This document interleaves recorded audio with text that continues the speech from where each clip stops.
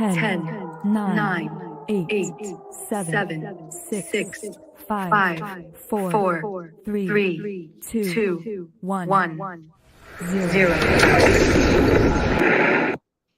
Hello, everyone. Hi. Hi, Sam. Hello, dears from the community. So here's Mars4 and VRJam chaps talking about the new partnership. So welcome, Sam. Thanks so much, Andrew. It's a pleasure to be here, and thanks for having me. Am I coming through okay? You hearing me all right? Yeah, all good, all good. Sounds perfect. All nice. So great. Let's start probably straight away with a discussion and with the questions. We've seen some buzz happening around the community, and I think especially in these hard times, when everything is going down, sentiment is kind of going down too. But in all the crisis we have the culture flourishing. We have fun part of humanity kicking in. And no surprise, we see as well some more interest, growing interest in the music, NFTs, and music crypto projects. So, Sam, probably that's the main question for our community. A key question to kick in. So, what's VRJam, and what is your main goal? So, how would you introduce yourself?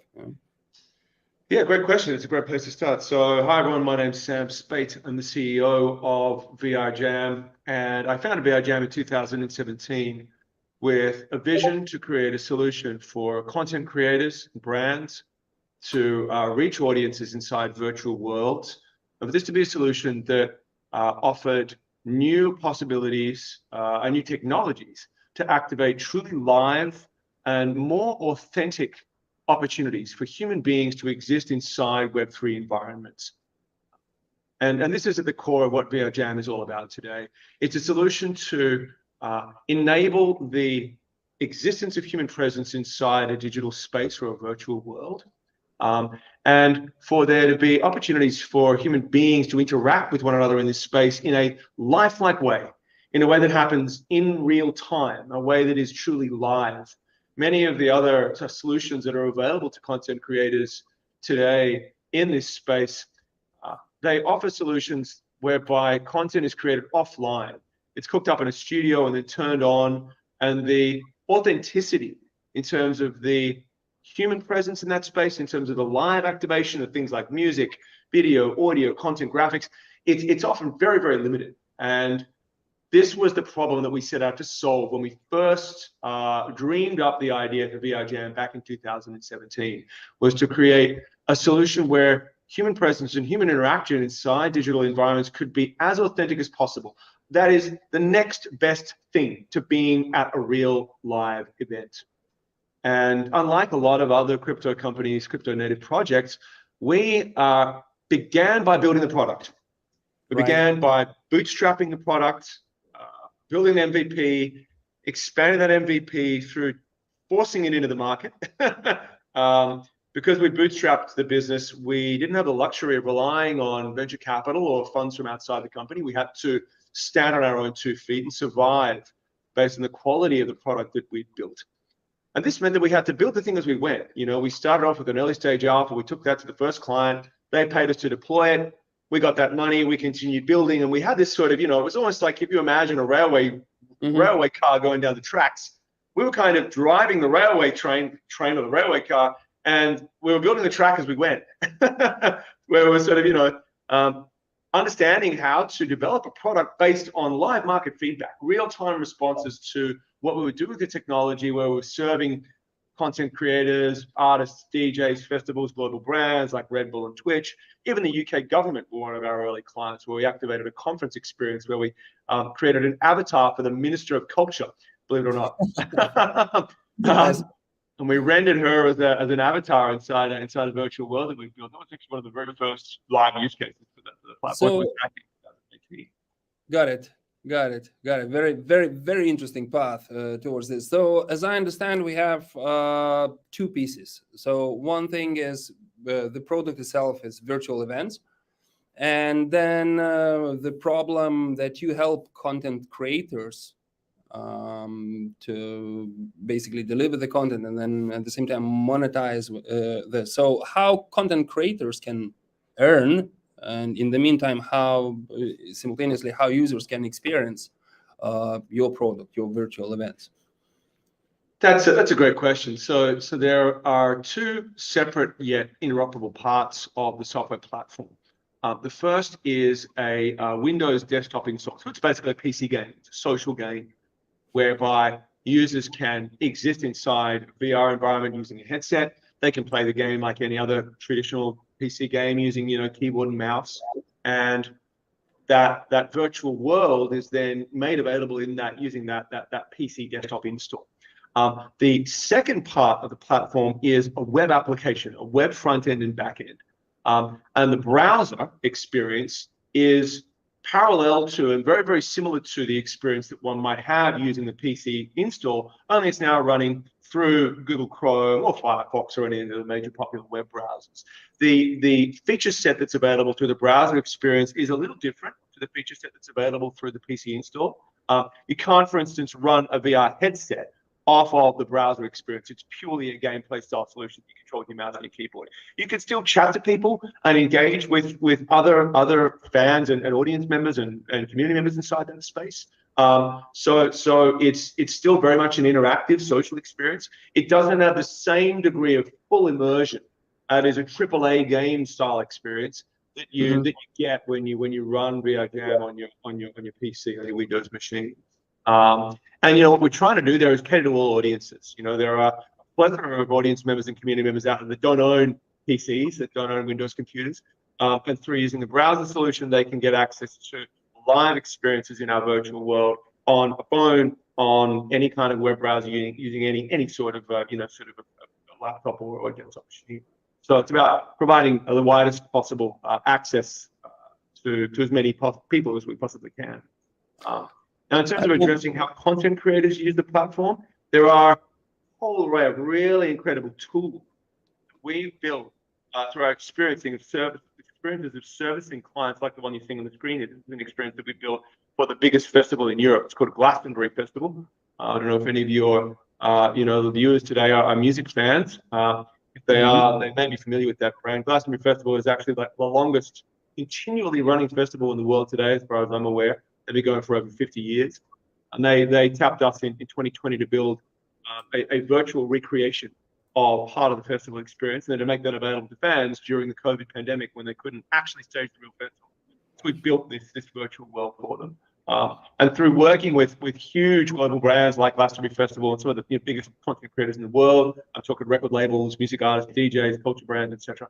We really have built an incredible tool set, like the one you see on the screen. It's driving the experience on the screen here.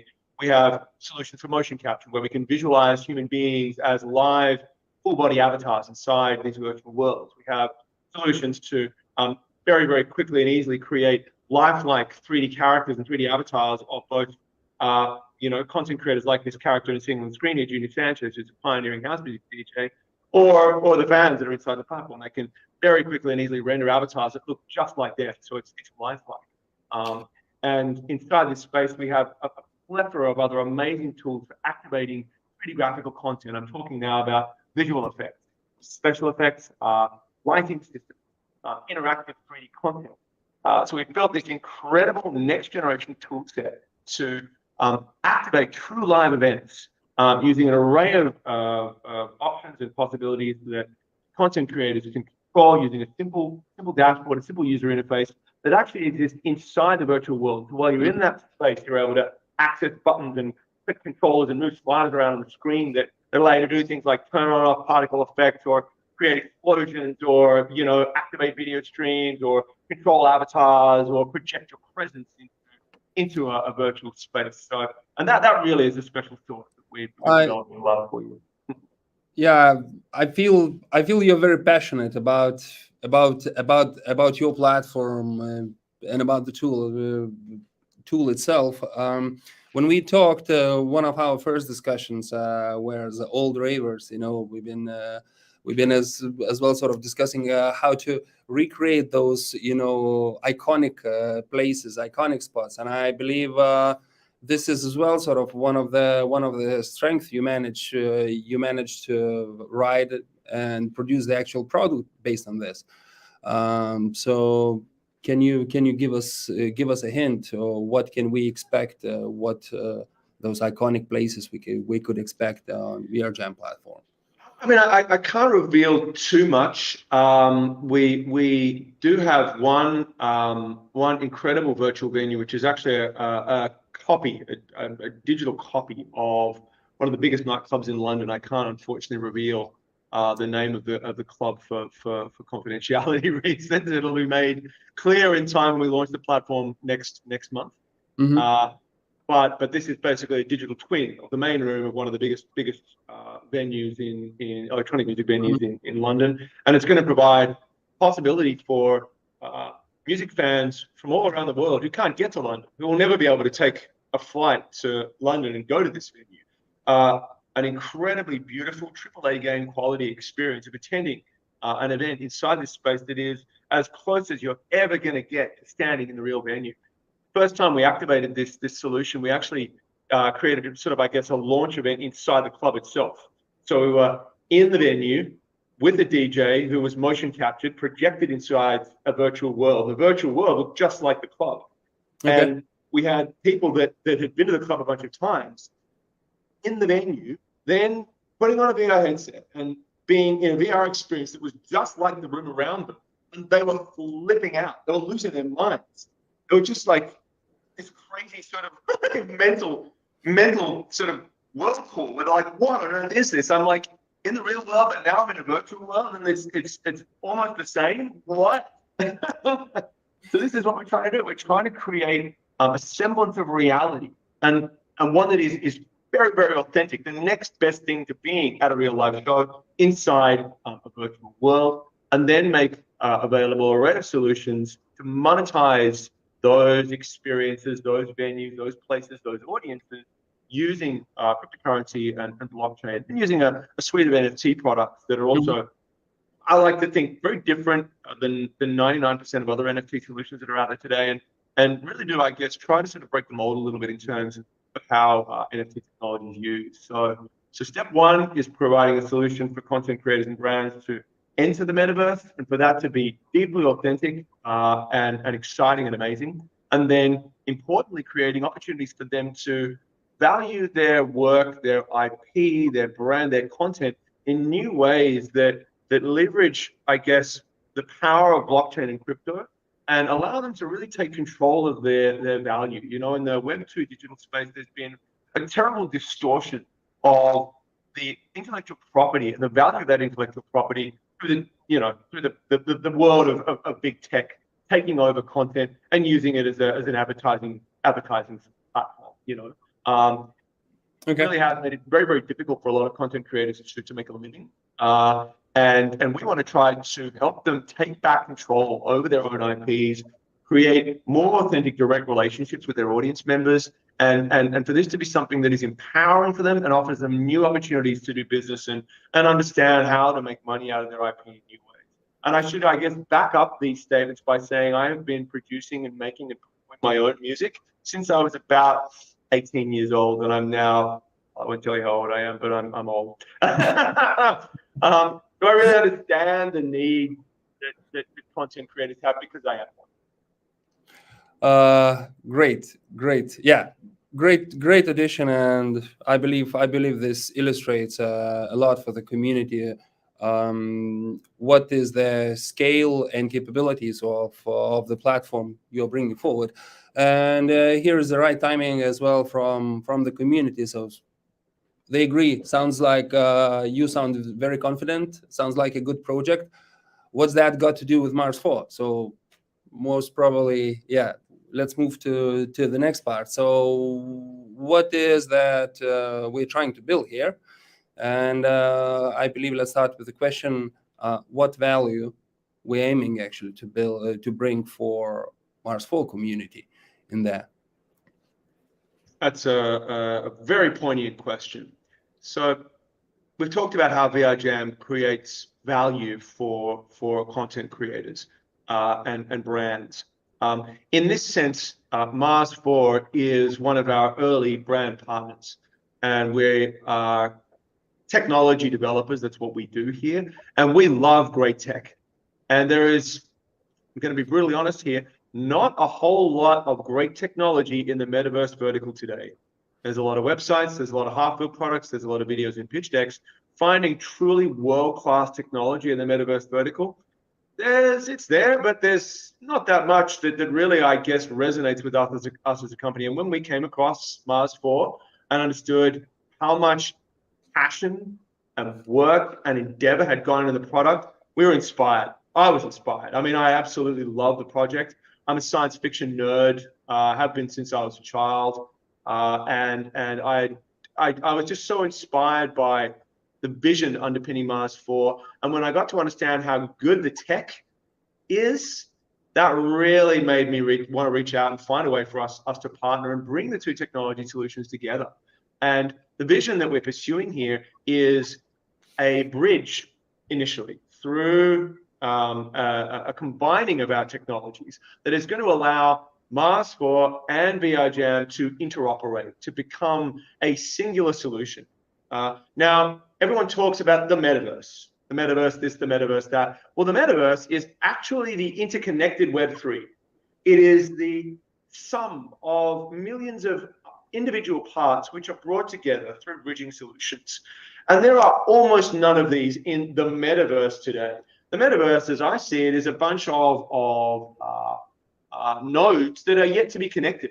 And what we're doing here is we're connecting two nodes. We're connecting VRJam, one node A with Mars4 node B. And in so doing, we're going to provide opportunities to the Mars4 community to generate revenue, value, and have incredible experiences on the VRJam platform as a part of the product that is Mars4. So we're bringing a piece of Mars4 into the VRJam platform by this space that you're seeing on the screen here. This is the Mars4 virtual venue that we've built on the VRJam platform.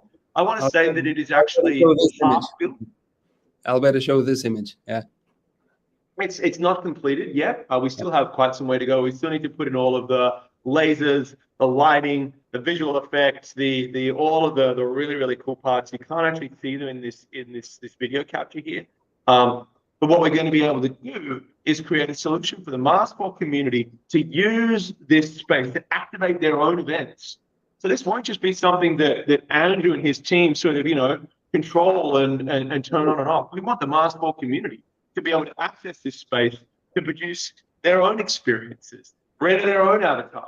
And for this to be a way of expanding the brand IP of Mars4 and most importantly, the story of Mars into the VRJam virtual world. And then what we do from our side, what we get out of this is we flip the story and we say to our community, hey guys, Mr. DJ, Mr. Global Brand, you want to do an event on Mars? Well, guess what? We can do that for you. Mr. DJ, you want to be the first DJ in the world to DJ on Mars, and you want to bring your friends into Mars and have them have an experience of a live event on the surface of Mars? Guess what? We can now do that for you. Isn't that inspirational? Isn't that exciting? And guess what? You can make money doing it. Here's how.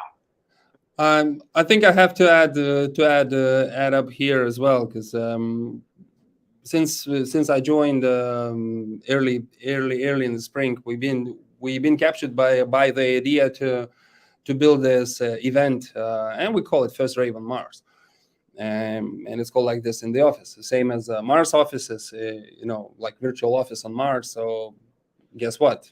We have launched them last week, and why not music? And again, what we are trying to do with Mars4 team, and what we are trying to do with our 3D game, first is bring fun, and that fun experience that nothing has to be serious all the time, and at the same time, combine this fun experience with possibility to co-create, and with the possibility as well to share the revenue and income streams. I love that. I mean, fun is, just to interject there, sorry, Andrew, fun is at the core of my personal ideology. Someone said to me a long time ago, having fun is halfway to success. I was asked in a press interview that I did a couple of weeks back, what's your underpinning personal ideology to business? And my answer was have fun. And you can't have fun all the time, but that's a big part of why I think our brands resonate so well is because that concept of fun for being a progenitor to success, I think that's deeply built into the DNA of both our products. True.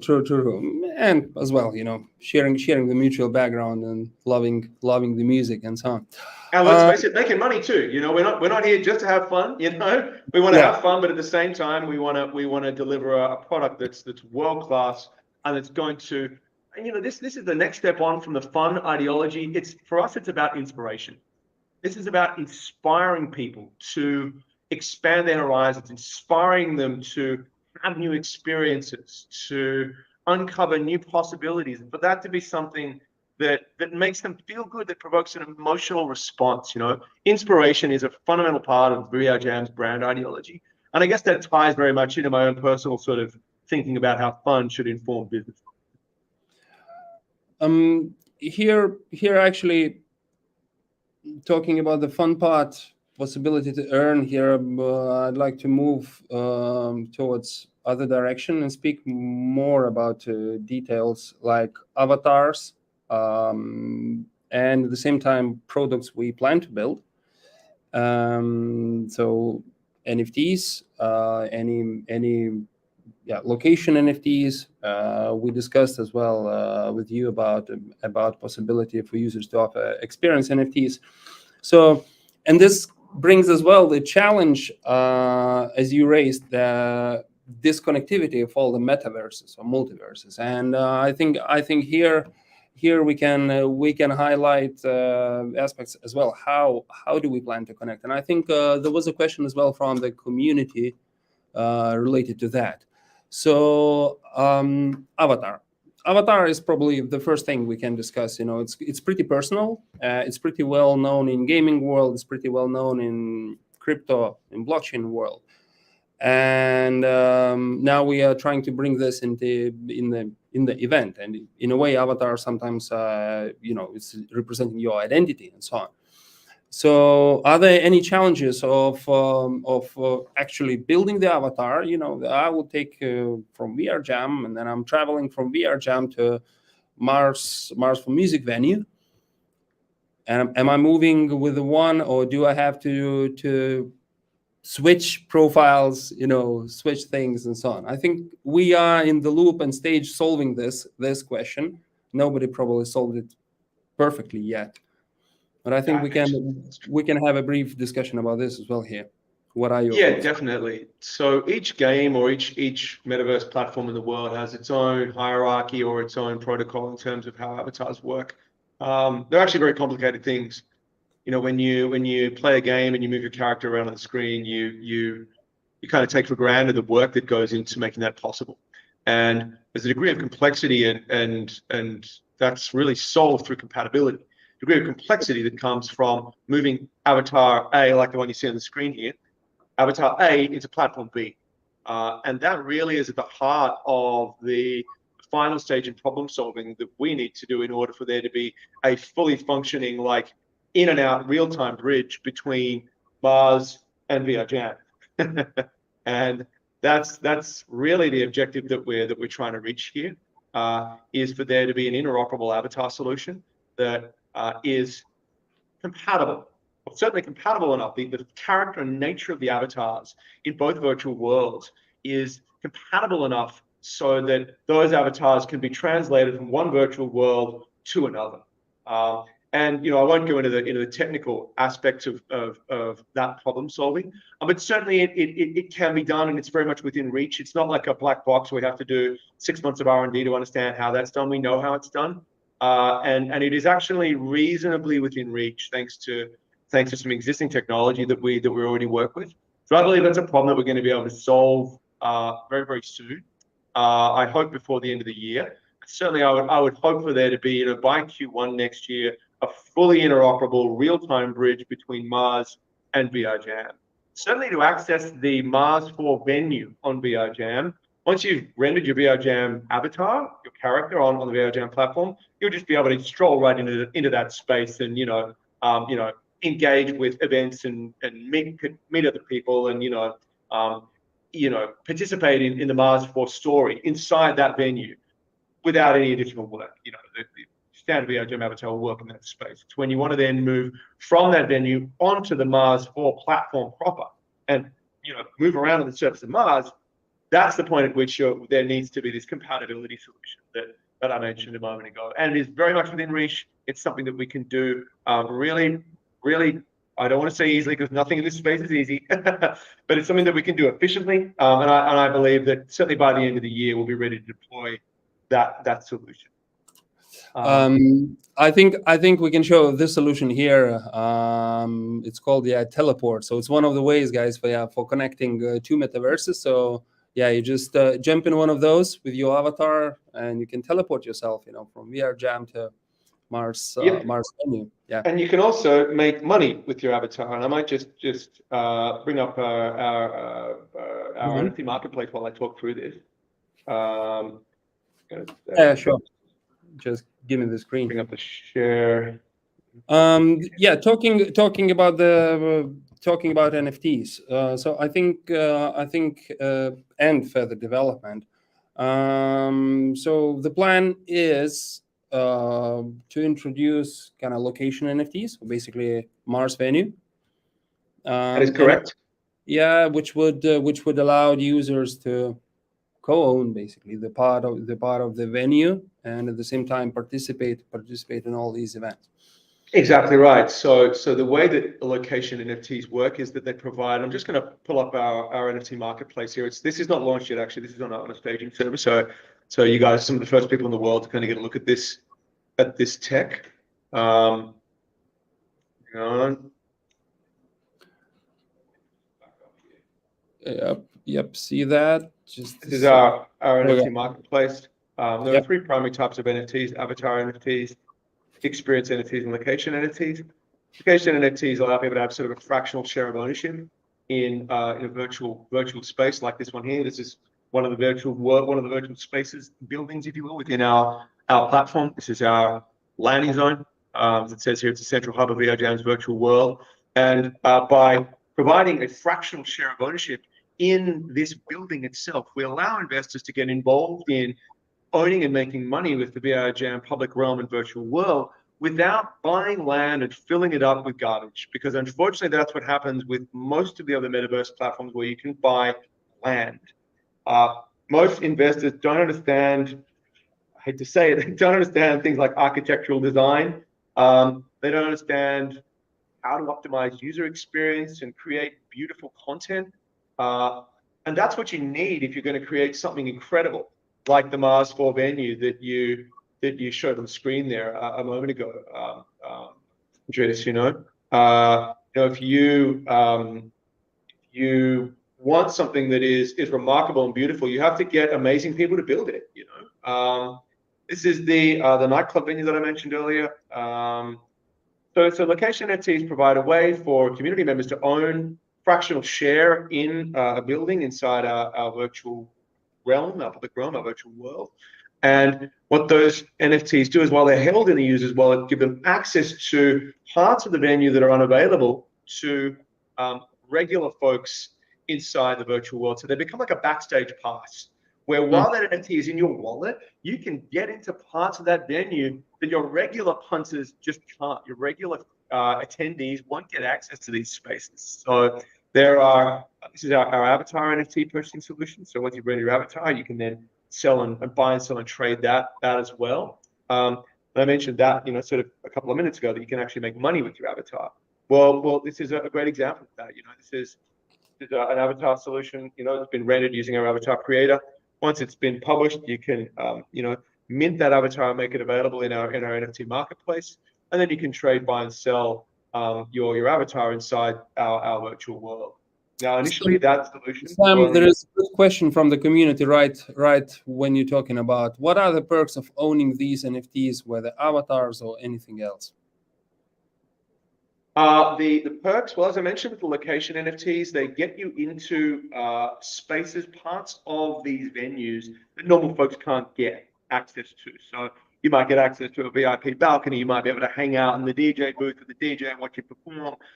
It's really up to the community to decide how the backstage features of these venues work, and we work directly with the community to build what it is that they want. But importantly, the location NFTs give the owners a reward, a monthly reward paid using our native coin for holding those NFTs. And those rewards are based on the traffic of activity in the venue. So the more busy your venue is, the venue that you own a location, a share of, a location NFT in, the more crypto you're going to earn every month.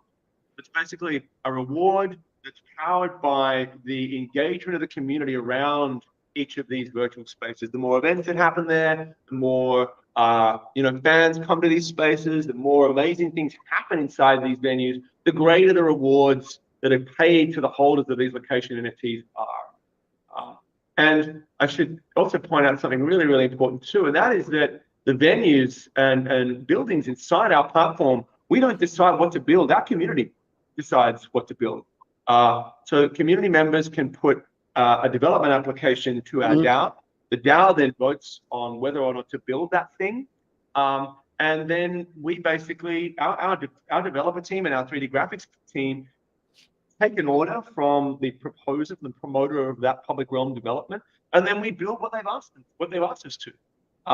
So what we have here is a situation that mirrors real life in many ways. And again, this comes back to the concept of authenticity being at the heart of what we do, whereby we're trying to, in some ways, parallel the traditional real estate market, where if you want to build a block of flats in downtown New York, well, first you need to propose to, some higher up that you want to do this.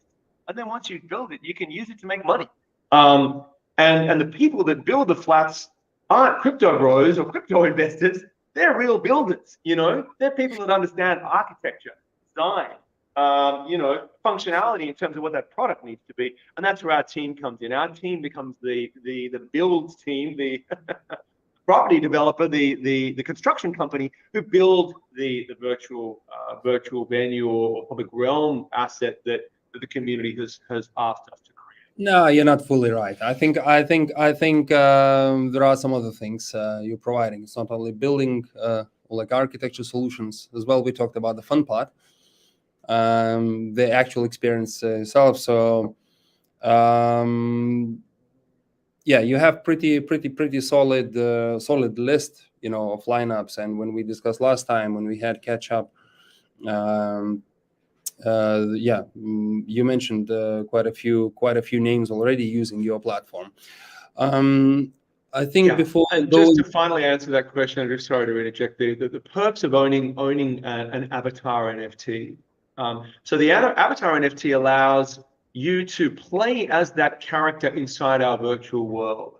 So we have a whole bunch of high-profile music artists and sort of entertainment celebrities that are associated with the project. Again, I don't want to reveal a whole lot of that right now. It'll all become clear in 3.5 weeks when we launch.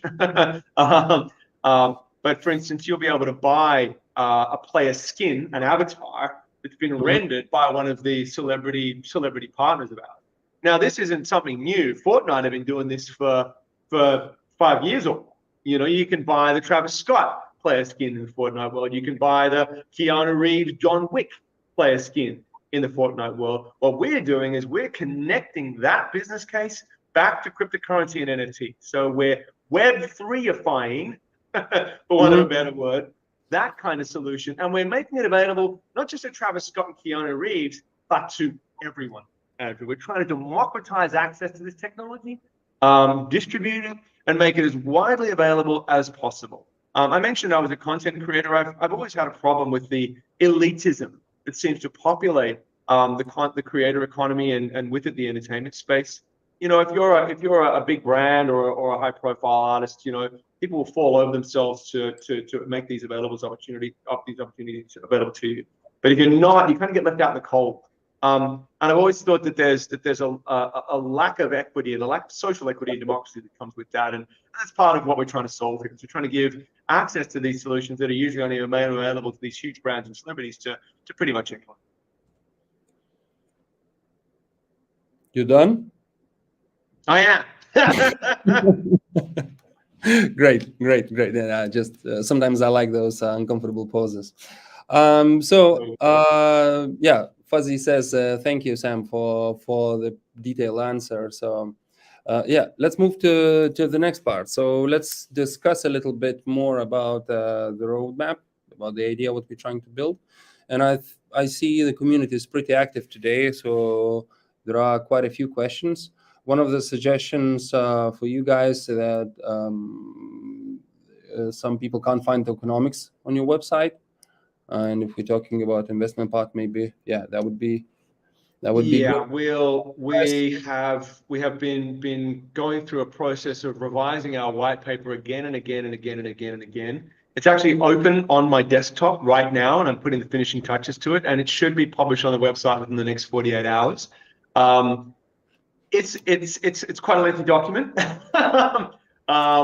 but we've not been ready to fully publish that document so far, but it's definitely going to be live this week, and the tokenomics will be made available in that document. So I'd like to apologize in advance for that information not being available. We're almost there.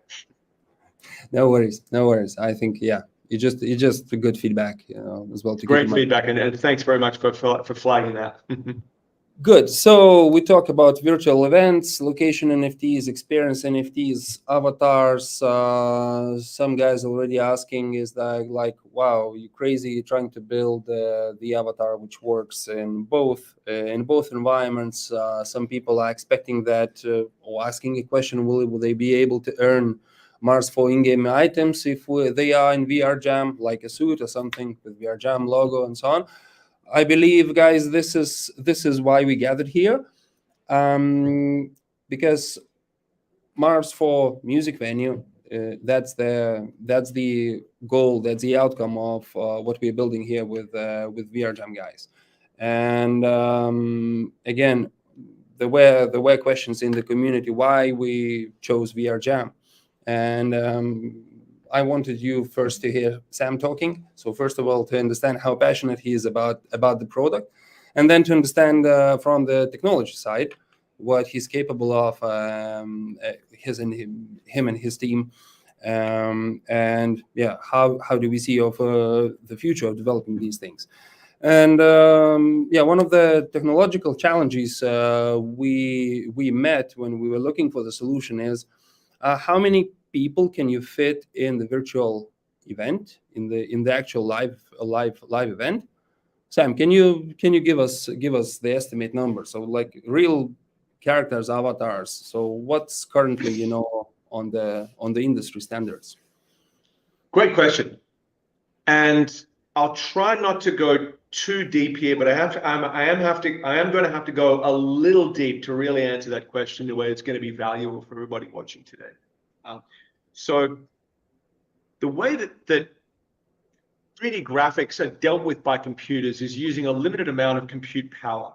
So every pixel on your screen requires a certain amount of power. You could think of it as memory almost, in order for that pixel to be rendered. The more pixels are on the screen at any given time, the more complex and beautiful and rich the image, the more power is required to deliver that image. And the same holds true of avatars. Avatars are a cloud of pixels. The more pixels you have, the more photoreal those avatars are, to a point where if you have hundreds of millions of pixels, it becomes a photogrammetry, and you have no difference between a video and 3D graphics. It's indistinguishable at that point. And that is as a result of the amount of compute power that's being used to render that image. So each avatar brings with it a cost in compute power. And at some point, you just simply hit the limit of most, and when I say most, it's a thumb in the air attempt to understand what that metric is, but most people's computers have a reasonable limit. And we can understand what that limit is by really understanding the compute power of graphics cards, which we do here. We understand how to render 3D graphics in real time quite well. My co-founder is actually the founder of the company that produces the V-Ray graphics engine. I don't know if we have any graphics nerds or game developers on the call today, but V-Ray is probably in the top 3 most widely used platforms in the world today to render high-res graphics for game and film. So he actually, my co-founder, he built that company from the ground up. So we have people on our team that really know graphics. So each avatar brings with it a cost, and sooner or later you run out of budget. You hit a limit, a threshold, in terms of the number of avatars that you can fit into that space and still have good user experience that's rendered in real time. And we have to pick a limit, set a limit at some point that is commensurate, that is are roughly the same as the average compute power that most people have with home computers today. And we have to pick that limit and set that limit. Now, once we hit that limit, and the limit that we work with today is 100 avatars inside a virtual space. Wow, 100. So Yep. you're saying that you can fit 100 people in virtual? Okay. And that is actually above the industry standard. On Fortnite, and I'm not going to go into the reasons why, Fortnite have a limit of I think 65, if I'm not mistaken. But there are other reasons that also go beyond compute power for that. So I don't want to say we're better than Epic Games. We're not. The 65 limit on their side comes from other more complicated network-based reasons. Yeah. So 100 users is 100 fans inside one environment is our limit. But then once we hit that limit, what we do is we instance the environment. So we take a clone of the Music for Mars venue on the VRJam platform. We spin up another one, an identical copy that is the same in every way except for the people in it. And then we start building up that venue. So we have venue 1 with 100 people in it. We now have venue 2 that has 1 person in it. As we fill that venue up, we get to 100. Then we pop up another instance. Over here, another instance. And so we keep doing this. We just spin up more and more and more and more of these identical instances, which are the same in every way, except for the people in them. And in this way, we can have a effectively unlimited, and of course there is an effectively unlimited, potentially unlimited number of users inside one event, and for this to be something that's available to potentially an unlimited number of users simultaneously. Now, of course, there are limits, and the way that we generally define this limit at this point in terms of the product that we bring into market in 3.5 weeks is 2,000. So we can have up to 20 concurrent instances. And then once we hit that limit of 20, the platform actually produces kind of like a message that says, sorry, we're too busy right now. We're going to sort our show on, come back later. So the platform knows how many users are in it. And once we get to that 2,000 limit, it goes, okay, door shut, just like a real venue, right? We love that. Yeah. So we can actually... guys, the Roxy Theatre is, in LA is sold out. Come back tomorrow, we're going to do the show on. Thanks very much. Yeah, and that should be done by the bouncer avatar, Well, yeah, I mean, it's actually done by our platform, by the algorithms that run our network. Okay. Now, as we grow, that number will go up and up and up and up and up. But can you share one insight, because that was always sort of worrying me. So I may be the 99th person joining the room, joining the instance, or I might be 101, which means I'm the first person to join the empty room. I know it's not the problem for Martians, because we used to build things in Solitude, especially now in game demo. But I believe, there should be some sort of discomfort, for some people. I've been that guy. I've been that first guy into an instance before with a live event that I thought was full of people, and I'm like, wait, is something gone wrong? Has my computer crashed? What's going on here? The way that we solve that problem is we basically run, usually, I mean, it depends on the day and the project, but usually 3 concurrent instances, and we fill them up at the same time. And there's basically a simple algorithm that determines the rate at which they're filling up and then populating new instances. It's also based on geographic location, and it's a complex solution, but we can manage that downside by ensuring that we fill up multiple instances at the same time and don't kind of do it one by one, which is the solution that I talked about before. I talked about it in that one by one fashion because it's easier to explain that way, really. No, that's really good insight as well I believe for our community as well to understand. Next year, what we're hoping to have, we won't have this ready for launch next month, but sometime next year, what we're hoping to have is basically a geolocated instancing where you can have all the people that are from Sydney, Australia in one instance, and all the people that are from London, England in another instance. So that when you're in that space, the people that you're talking to are more likely to be close to you, right? So when you say, where are you? I'm in London, England. Oh my God, so am I. Where are you? Oh, I'm in Camden. oh wow, I'm in Shepherd Bush, you know. And this creates a solution that produces hopefully a slightly greater degree of human cohesion inside this space, you know. Now that will be an option that we will make available to clients and to content creators and brands when they want to use the solution. Do you want geolocated instancing or not? You know, some That's people why are quite offensive and go, "Why don't you pack all of the British people in one room and put the Japanese people in another? Where are we here? A concentration camp?" Yeah, it's an option, okay. But certainly I have found in my many travels through the virtual reality end of the metaverse. Not all the metaverse is virtual, and it is a VR experience. But I love VR, and I'm a real VR nerd. I find when I have a sense of a greater sense of community, and community is often defined by location. Not always, it can be. When I can define my location as being closer to other people in that space, I get a little kick out of it. You know, when I know the person I'm speaking to, they could be from anywhere in the world. It's a globally accessible platform. They happen to be just down the street. It's a real like, oh wow, cool moment. You know. Yeah. But like I say, that's a part of the Good.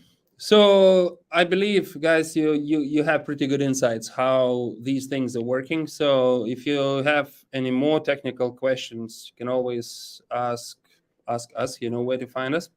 I believe we will be able to address them. So Sam, let's talk about this beauty. What are we planning to do next? So we mentioned a lot of stuff. Do we do something in October? Yeah, I mean, I would love to make the location NFTs available for this project in October, definitely. And to really just we've talked about a lot on this course, so I'm just going to briefly bullet point it again. This solution allows a group of community members to share in ownership of this piece of virtual real estate. It creates a foundational community that can own and then develop and profit from this venue in a sense, in a fashion that somewhat parallels owning a real building, right? I mean, we're not owning a real building now; we're owning it in the metaverse. Yeah. So those location NFTs will basically, they'll aim to do is kind of create a foundational community of early investors who are kind of backing this project. And then when it goes live, those early investors will start to earn rewards from the rewards that come from holding the NFTs. A, B, they'll get access to the space in a way that regular folks can't. They'll get access to some backstage areas, some VIP areas that other people won't have access to. And then they'll be empowered to promote their own events and their own activities in that space that help them to generate additional revenues. And by additional revenues, I mean the sale of tickets, the sale of avatar NFTs, the sale of experience NFTs, which are another unique type of NFT we're bringing to market here. And then accessing our play to earn reward scheme by, maximizing the traffic inside this space, and in so doing, getting rewards from us as a platform holder for doing that. And then if your community members like that experience and they want to continue it, we'll submit a development application and we'll build something else. Maybe we build the Mars4 hip hop dance arena, I don't know, or the Mars4 dance hall, I don't know. I mean, that's what this is about. The public realm solution that we've developed here is meant to provide a solution for community members who love the experience of this to do more, to build whatever it is that they want. And the beauty of that is that the hard work of that build is done by our team, our 3D graphics experts, our designers, and that is something quite cool. It's something that I'm not really aware of being available to crypto communities elsewhere in the metaverse. But generally speaking, you've got to buy a plot of land and use some, quite frankly, usually pretty basic and often dysfunctional kind of content builder to put blocks of color on top of one another and hope that makes a house. Well, that's not how we do things here. We want a AAA game user experience, and the opportunity to build new spaces and then to monetize those spaces is a fundamental part of how we want to engage our community going. and let's talk about the next move. So so we presented the idea about the NFT, and then sometime in November, this old idea of ours, first rave on Mars, first party on Mars, and so on. So yeah, I'll probably start in there, and if you have something to add on top. So we're aiming actually to deliver the experience up to 1,000 sort of premium access users, so that you will be able to participate in that using your Oculus device, or as well there will be capability for people to join from browser-based, still immersive experience. I tried myself actually once you sent the first demo on the block party, and I was really glad to have a meeting with one of your product guys in there. And it's like all these dancing around, and we're talking, standing and talking in there. So yeah, experienced myself. It's working. So yeah. And do you have any ideas about lineup? I mean, as I said, we have a pretty phenomenal group of music artists and entertainment celebrities that are connected to this project, and we could certainly bring those individuals to that project. Again, I don't know how many music aficionados we have on the call here. I don't, you know what? I was going to drop a few names, but I'm not gonna, because I don't want someone to hold me to this later, you know. Yeah. Certainly we will definitely bring some very, very significant electronic music artists to the lineup there. And additionally, what I would love to do, and this is really more of an idea on paper at this point, Andrew, is for that lineup to include the Mars resident DJ. And we want this Mars resident DJ to be a virtual being, not a real being. And what I'm going to do now is just share my screen one last time and go to a hidden page on our website, which we're just about to unhide actually, because we're just launching this project right now. So creating virtual beings is something that we really enjoy doing here. And we actually launched our first virtual music producers, music performers, and artists in the metaverse a week ago. They're called Psionics.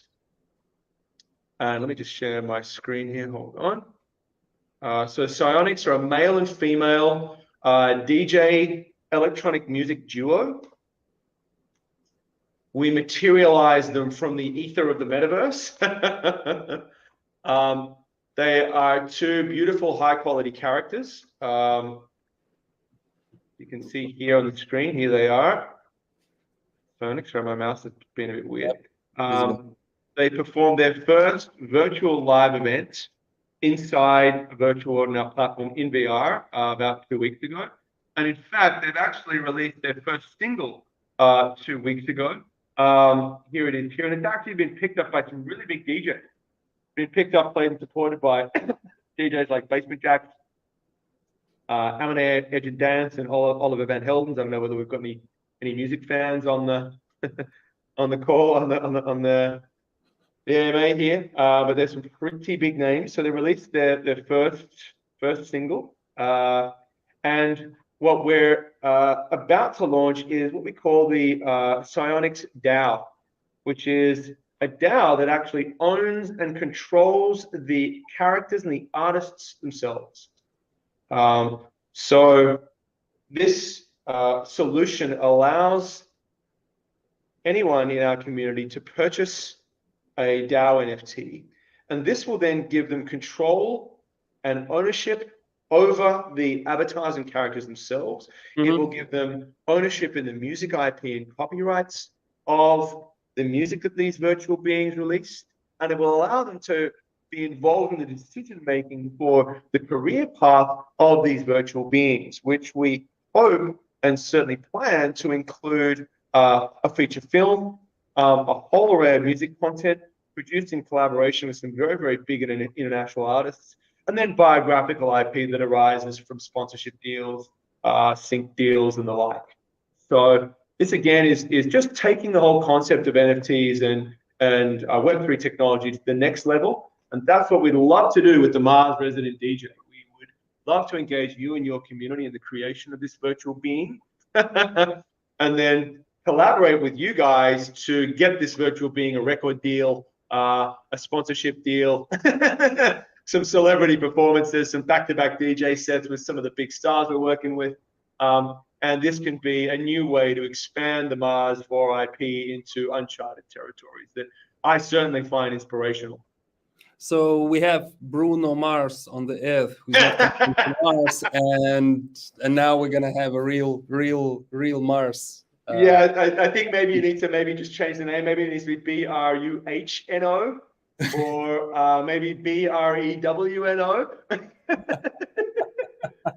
But yeah, man, as long as there's some minor difference there, we can avoid his management company taking it to court. Great take on this. Look, we are, as usual, with very interesting discussions. We are going a little bit over time, but I don't like to leave a community with a lot of unanswered questions. At least I want to have a proper night's sleep. Otherwise I wake up at 4 a.m. and it's freaking hell. Someone asked this, and yeah. Look, so I mean, if anybody has questions, they can reach out to us on Twitter. Our moderators and community members are really responsive. We're also very active on Discord. Mm-hmm. So any questions just that we haven't answered here today, please feel free to reach out and present those to us. Yeah, I'll quickly go through the list, because with every AMA, what we do, we ask our community can list the questions, and thanks to Evelina, our community manager, she structures them. So I have everything in front of me. I believe I go quickly one by one, and we can answer them straight on the go. Sure. Some of them may have been already covered. Like, will this partnership serve as a bridge between Metaverse projects? Yes, and we showed you the teleports for that. How will this partnership aid Mars token utility and demand? I think I can quickly answer in here. So Mars4 music venue will be holding events, and you have to use Mars token, one of the use cases, to get inside in there. And just to clarify that, the way that works from a technical perspective is through a smart contract that bridges the token by virtue of the fact that they're both integrated with the Matic network, aka Polygon. Were that not the case, we would have a much bigger job ahead of us. But because we're both on the Polygon ledger, it's I don't want to say it's easy, because nothing is in this space. It's very practical for us to do. Yeah, it is. So what type of solutions VRJam providing for Mars and vice versa? I think we've covered that like 10 times. How much will get benefit from this partnership? So from having fun to basically earning and making money out of that. We'll be having regular parties on Mars4 because of this new collaboration. As you sure hope so. Yes. I'll be disappointed if we don't. But to talk to that, we'd really love for the more perhaps creatively inclined folks within the Mars4 community to drive some of that. Events don't have to be all singing and dancing, star-studded music lineups. They can be community meetups.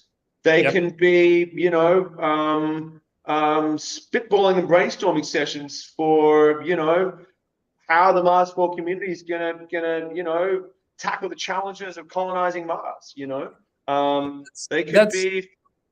Sam, you opened here a huge Pandora box. So so it's not only the use case of the venue is not only the music, but actually any crowded event can be basically done there in real time. So maybe maybe one of those AMAs could be held up there, and we will just have a streaming to those 5 channels we do regularly. And I mean, once your users, the users of the platform that are also members of the Mars4 community have made their own avatars, it actually becomes really easy for them to actually become quite involved in managing and producing the events themselves. Maybe they've got their own YouTube channel they want to stream this content to. I mean, the content that comes out of our platform is beautiful.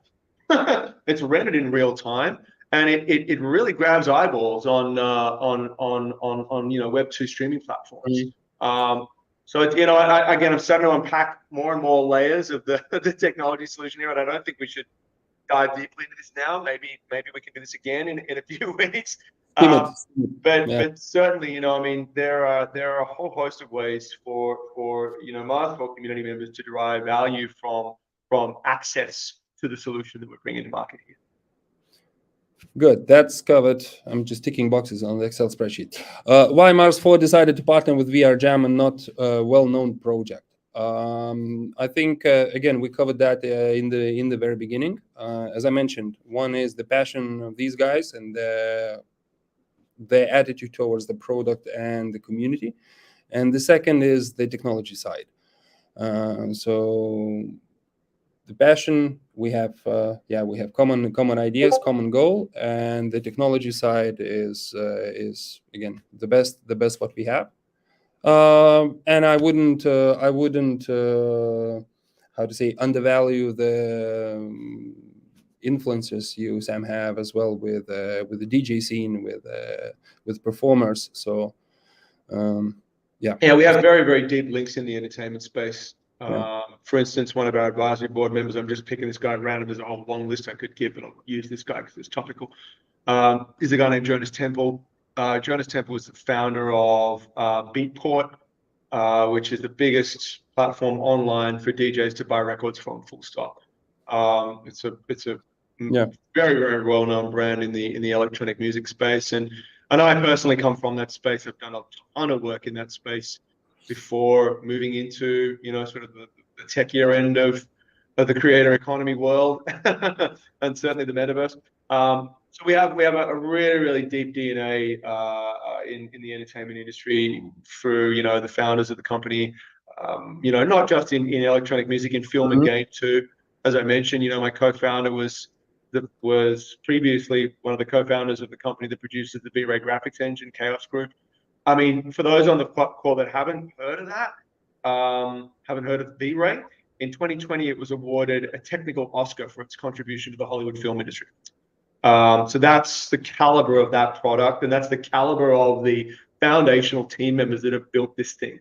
We are not playing here. We're not a bunch of crypto bros, 21-year-old kids sitting in a room somewhere writing smart contracts. Our smart contract developers are world class, just like everybody else on our team. So there is a degree of capability here and a depth of years and understanding, both in our developer team and in our executive team, that a lot of other companies in this space just don't have. I mean, I'm a CEO. I wouldn't say how old I am. I'm 44. I'm one of the youngest people on the team.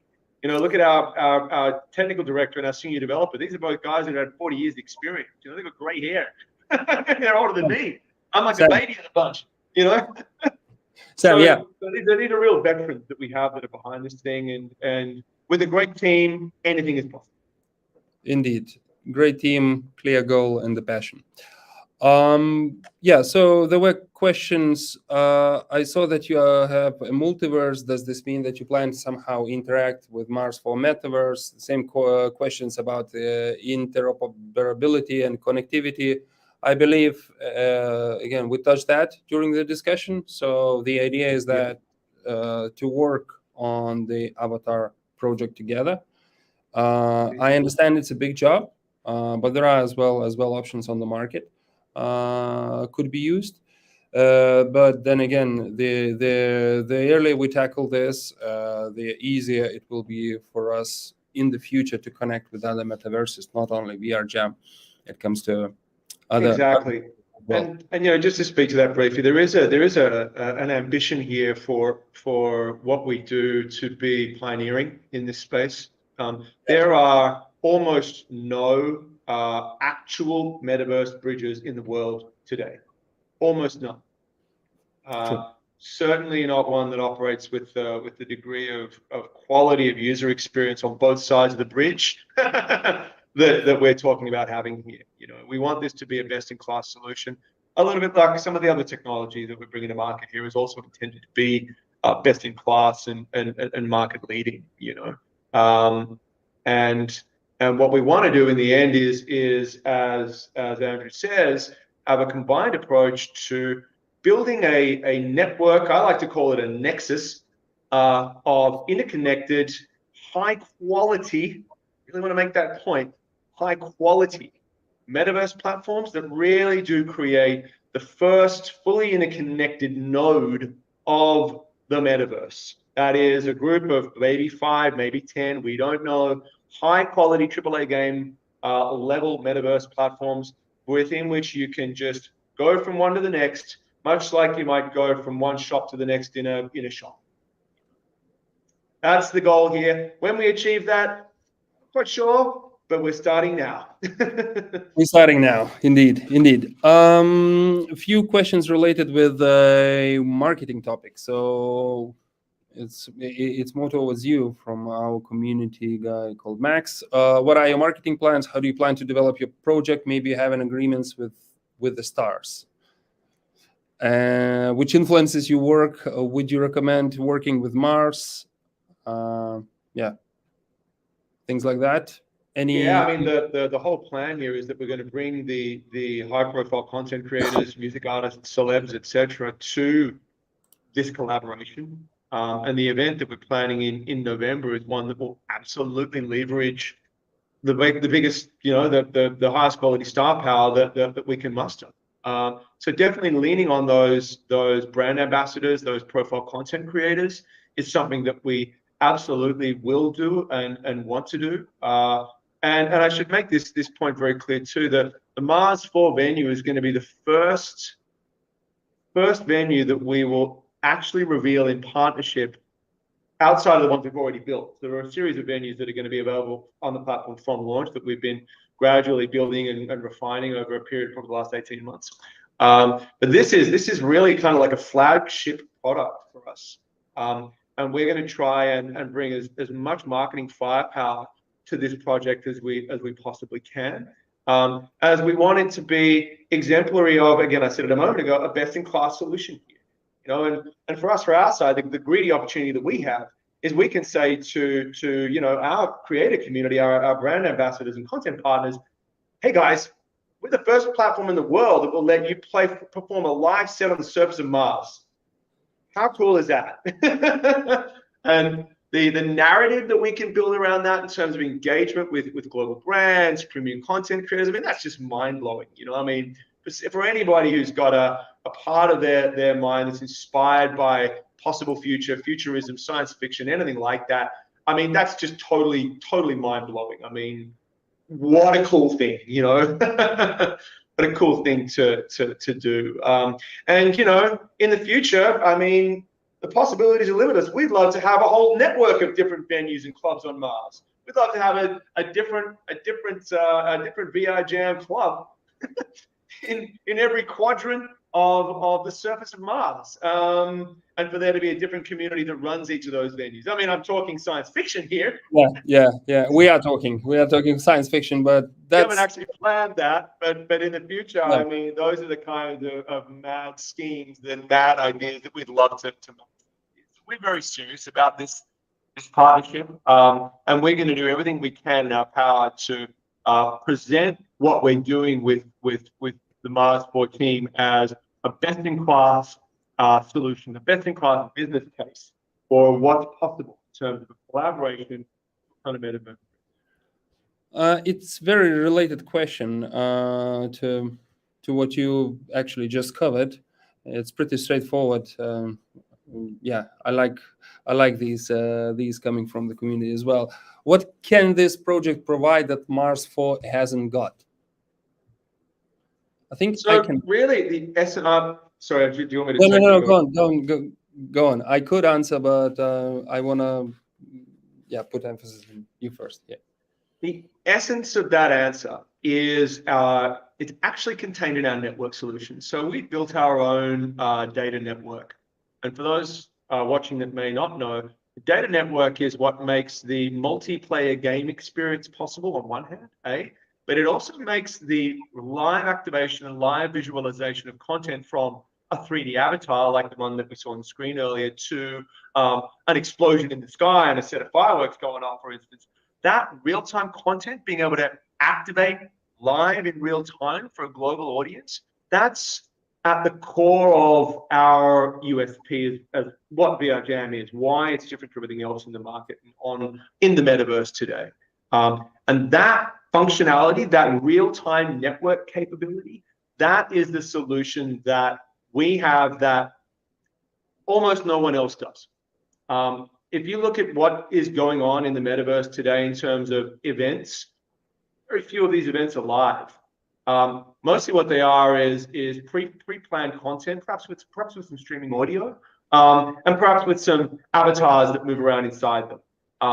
Very rarely do you find rich live activated visual effects, special effects, live activated 3D graphical interactive content, live motion captured performances and avatars, real-time streaming video content, and for that all to work in one beautiful magical cocktail without any problems or glitches. That kind of a solution doesn't really exist elsewhere in the metaverse today, and that's the solution that we're bringing to market. In a nutshell, you could kind of almost think about it as like Twitch for the metaverse.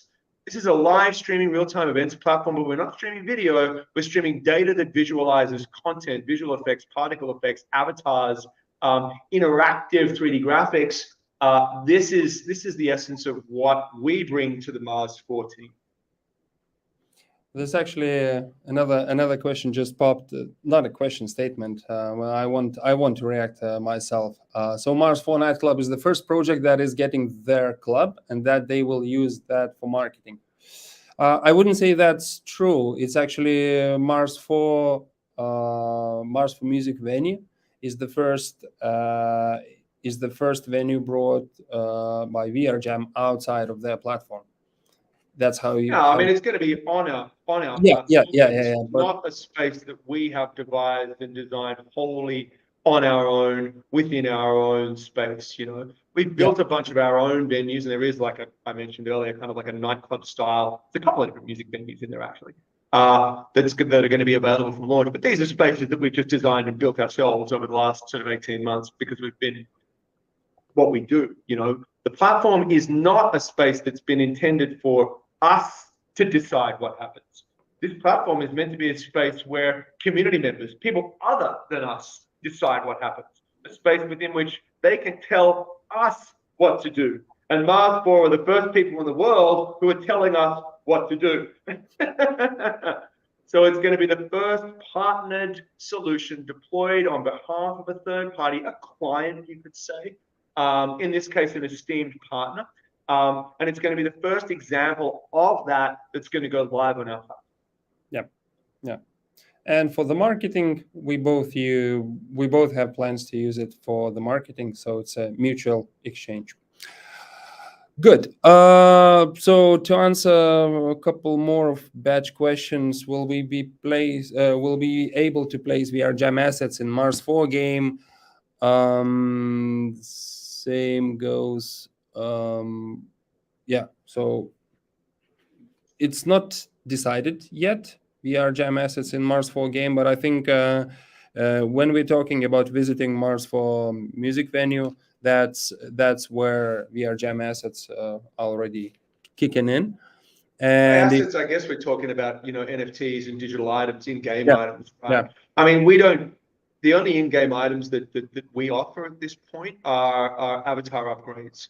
So I'm talking clothes, hats, glasses, player skins, etc. While we have interactive items that exist in the game, well, they're not really things that you can trade at this point. Now, we hope and we'll get there in the end at some point, you know, probably early next year. We do plan to greatly expand our digital item marketplace and the way that, you know, digitalized products exist within our virtual world, but that's not in our roadmap for at least another 6 months. So the answer immediately right away, like in the next 3 months, 3 to 3 months by the end of the year, is no. Certainly, like many other grand plans that we have in mind, that is something that we'd love to be able to do at some point in the future. Goody. And the last but not least, because there is a bunch of questions coming about VRJam token. Great. So I believe you can tell as well the date. Yeah, I mean, the platform goes live on the 19th and the token launches on the 20th. On the 20th October. And then on the 21st and 22nd, we've got a launch event happening at a huge entertainment and music conference in Amsterdam called Amsterdam Dance Event.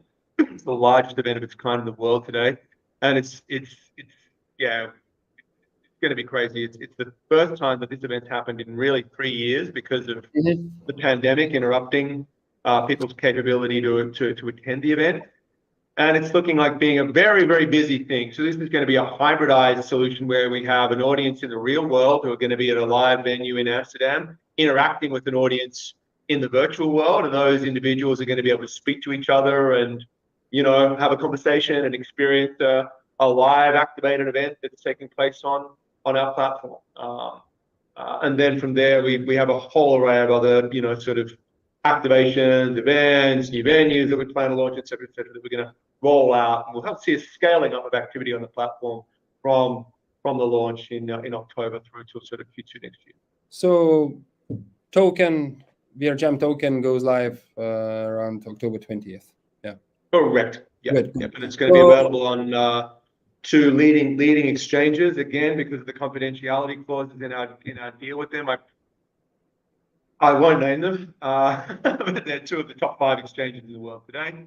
The token's been built and rendered on the Matic network, Polygon, those that don't know.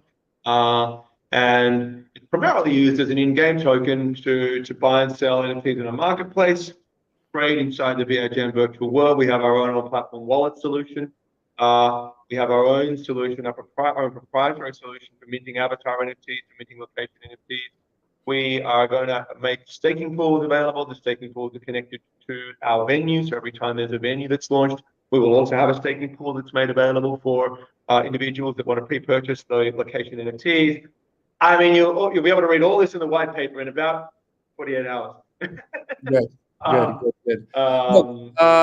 it's a really rich solution that we've spent 4 years building, and we can't wait to bring it to market. We hope that what we can do with this is create, I guess, a bit of a new standard in the metaverse vertical, one that really harnesses the concept of utility, and utility that is not just dependent upon the crypto space, but a solution that has utility outside of that space too, that offers great utility both in the crypto space and also the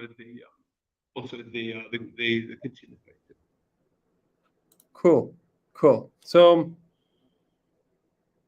the last concern I want to address from the community, because I see a couple of questions popping, is this VRJam and Mars4 collaboration outcome, so music venue or the Mars4 venue, will it be available before the game launch or not? So first of all, game development and Mars4 venue development, it's not much they have in common. So one thing, we do not sacrifice game development resources here. The second is we collaborate as well from the visual part. So we use the concept and all the stuff basically we produce in the game, and then we work with VRJam guys to reproduce that on their sort of platform, and then connect this to our engines. So I hope this illustrates that we're not sacrificing here on the game development side, and this is a completely, how to say, separate team. It's our team doing the build work. Andrew and his team haven't really had to expend any brain cycles on actual development or product design. We took a brief from Andrew and his team. They provided us with just about all of the assets that we've used in that build, which made it very easy for us. Great. Our team took those assets, rebuilt them, repurposed them, package them all up into a new space that's compatible with all of our tech. We plug in all of our live content tools, our video streaming, avatar content, graphics, lights, etc. We then package that up, we test it, we bug fix it, we QA it, and then we slam it into the VRJ core, and then we make it available. Sam, last question for you. Hodler King is asking, VRJam started the year 2016. What was accomplished from that time to the present? You briefly covered, but can you sort of do that in short note? Yeah, definitely. So we really set out to validate the technology and build a sustainable business before we launched the public platform. And the public platform and the token are hand in hand. Those two things are absolutely codependent. So we took the product to market as an alpha state product, and because we didn't have any VC money, because we bootstrapped all the way, we force fed it to clients and used it to generate revenue. We just used it to start making money. This activation that you see here is an activation that we produced for Glastonbury Festival, who are one of our more esteemed clients. But we've worked with quite literally hundreds of different content creators and global brands, from Twitch and Amazon to Red Bull to huge DJs like Carl Cox, Peggy Goo. This is actually a performance from Fatboy Slim, one of the biggest UK house music artists on earth and human history, singing in the background here. So we really wanted the business to be validated. We wanted to understand that there was demand for our product in the enterprise space. We wanted to understand the product was something that consumers wanted to use. And more importantly, we wanted to build a product that worked from day one. Unlike most other crypto native projects who come to market, raise a bunch of money with a token sale, and then try and figure out how to build a sustainable business, we did things in reverse. We built a business that was cash flow generating, sustainable. We built our core team. We built the product. We took it to market. We tested it, validated it on the market. We made sure we had something that could work, something that would stand the test of time. And only now that we're ready to launch the fully public-facing platform, which we're doing in 3.5 weeks, are we also launching our native token and fully bringing the product we envisioned back in 2017 to market in full, as we first imagined it way back when. And it was difficult. It wasn't easy. I went through we went through some pretty tough times, some lean times. But when you're forced to stand on your own 2 feet because you don't have VCs backing you up, you fight to survive. And you're forced to either fight or die, and that can be really empowering for a young startup. I actually believe sometimes that this approach of raising a big pile of money and then sitting there going, oh, we don't have to work too hard. Let's just try and build a product. I hope we got something in the market in 12 or 18 months. They're just investors. They can wait. I'm sorry, that's not good enough for me. If I'm going to ask an investor to get involved in my company, they have to see how that investment is going to be protected, and they have to see something that's tangible, working, functional, and tested. And that's what we got. That's what we're offering to the market at large. So I hope that answered the question. That answered a lot more in detail than I expected, but that's what you get with me, as you've unfortunately probably understood. I'm a blabbermouth, and if you let me start talking, it's hard to shut me up. Yeah. So just to wrap up, basically we can draw the vision. That I would see that we will build Mars4 music venue. And in a period of a year or two, this will be fully booked, at least for half a year, and fully sold out. And we have world star performance artists coming to Mars to do the fun part. And yeah, thanks Sam, for being here. Thanks for sharing all the insights and the technological aspects. And thanks for you and your team bringing this technology as well closer to Mars. We couldn't be more happy to do so, Andrew, and it's been an absolute pleasure working with you and your amazing team so far, and we just can't wait to do more, and can't wait to really pioneer the concept of traversing the metaverse outside of planet Earth. Yeah. That is something that just excites me so much as a science fiction nerd and as a futurist. And I think we've got something really special here, and I'm so excited about the future of our collaboration. Let's do this. And I think one of the ideas, we should make like an empty dance ground, because there's such a vast space. We have invested, heavily in reproducing all this Mars land as is, and I believe. I was thinking one day that actually that could be a very good meditation scene. You just go there, in the wilderness, just wind blowing and so on, and that's it. That is exactly what I want to do. Once we've activated the first the first event indoors within the geodesic biodome. What I want to do the next event, I want to do it outside. I want to go outside and do it alongside the dome. So the dome is in the background behind the DJ or artist or music artist. The music artist performing outside in Mars. And I know that's not entirely matched with the game experience because it's meant to be hyper real. But come on, man. Like, I want to be in my VR headset, looking around at a geographic copy of the surface of Mars, watching Fatboy Slim play a DJ set using my self-styled avatar. Come on. Good. Don't forget to bring the oxygen tank with you. Yeah, exactly. Good. So thanks, Sam. Thank you, everyone, guys. You've been brilliant tonight. Really like so many questions. So it's been Sam, CEO from VRJam, and me, Andrew, CMO of Mars4. You know where to find us. There's a website, both sides. You can click the links in the description. So see you soon. Thank you so much for everyone. It's been a pleasure. And Andrew, looking forward to catching you on the next call. Take care. Thank you so much. Ciao.